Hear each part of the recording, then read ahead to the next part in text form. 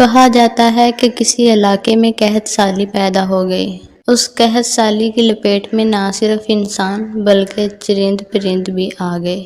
مویشی مالکان بہت پریشان تھے۔ اسی دوران کسی مولوی نے خطبے میں بڑے ہی یقین سے کہا کہ بسم اللہ پڑھ کر اگر دریا کو بھی حکم دیا جائے تو وہ نافرمانی نہیں کرتا۔ خطبہ سننے والوں کے درمیان ایک چرواہا بھی موجود تھا۔ اس کے دل میں یہ یقین کامل ہو گیا اور اس نے واپس آ کر اپنی بکریاں کھولیں اور دریا کی طرف چل دیا۔ اس نے اونچی آواز میں بسم اللہ الرحمن الرحیم پڑھنا شروع کر دیا اور دریا کو کہا کہ وہ مجھے اپنے اوپر سے گزرنے دے اور دریا کی دوسری طرف جانے دے۔ اس نے بکریوں کو اشارہ کیا اور دریا کے اوپر چلتا ہوا وہ بکریاں لے کر دریا کی دوسری طرف پہنچ گیا۔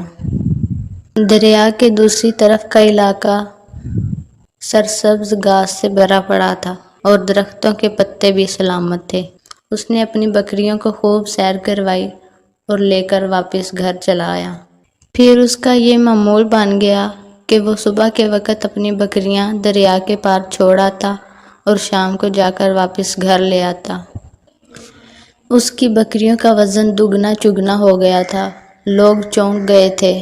لوگوں نے اس سے پوچھا کہ وہ اپنی بکریوں کو کیا کھلاتا ہے تو وہ سیدھا سادہ صاف دل نوجوان اس نے صاف صاف بتا دیا کہ وہ بسم اللہ پڑھ کر بکریوں کو دریا کے پار چھوڑ آتا ہے اور شام کو جا کر واپس لے آتا ہے۔ یہ بات سب نے سنی لیکن اس پر یقین کسی نے نہیں کیا کیونکہ یہ بات ناقابل یقین تھی۔ یہ بات ہوتے ہوتے مولوی صاحب کے پاس پہنچی۔ مولوی صاحب نے چرواہے کو بلایا اور سارا ماجرا پوچھا۔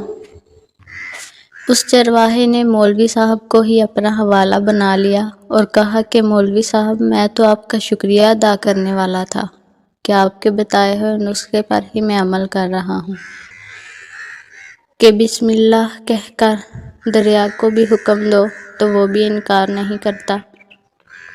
مولوی صاحب حیرت تو ایسی باتیں ہر جمعہ میں کرتے ہیں، صرف فقط اس کا مقصد لوگوں کا ایمان بنانا ہے، لیکن بکریوں والا اپنی بات پر ڈٹا رہا کہ میں تو صرف بسم اللہ پڑھ کر پانی پار کرتا ہوں اور اپنی بکریوں کو دریا پار چھوڑاتا ہوں۔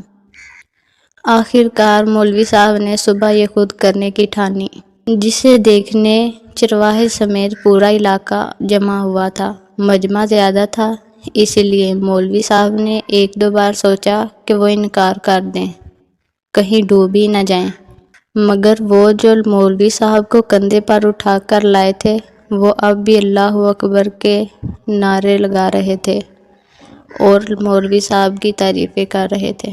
آخر کار مولوی صاحب نے اپنا ڈر دور کرنے کے لیے ایک رسہ منگوایا۔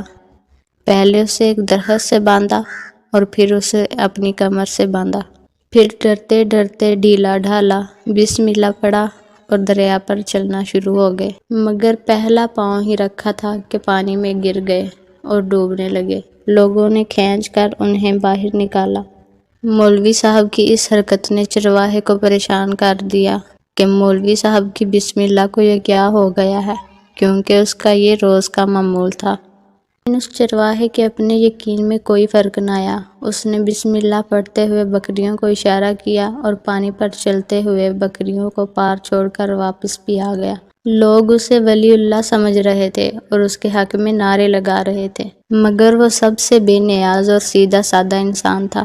وہ مولوی صاحب کے پاس پہنچا اور کہا کہ مولوی صاحب میں آپ کی بسم اللہ کی تعریف سے بہت پریشان تھا، لیکن پانی پر چلتے ہوئے مجھے آپ کی بسم اللہ کی بیماری کا پتہ چل گیا۔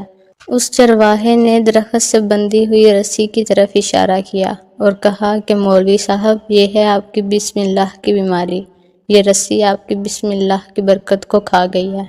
آپ کو اللہ اور بسم اللہ سے زیادہ اس رسی پر بھروسہ تھا، لہٰذا اللہ تعالیٰ نے آپ کو اس رسی کے حوالے کر دیا۔ اور پھر کہنے لگا کہ مولوی صاحب آپ بھی کمال کرتے ہو، میں نے آپ کے منہ سے سنا اور یقین کر لیا اور اللہ تعالیٰ نے میرے یقین کی لاج رکھ لی، مگر آپ نے اللہ کا کلام سنا اور یقین نہیں کیا، اسی لیے اللہ تعالیٰ نے آپ کو رسوا کر دیا۔ محترم عزیز دوستو، یہی کچھ ہمارا حال ہے۔ ہماری نمازوں اور دعاؤں میں یقین کامل نہیں ہے۔ اللہ تعالی ہمیں اپنے نام اور کلام پر یقین رکھنے کی توفیق عطا فرمائے اور سیدھے راستے پر چلنے والا بنائے۔ آمین ثم آمین۔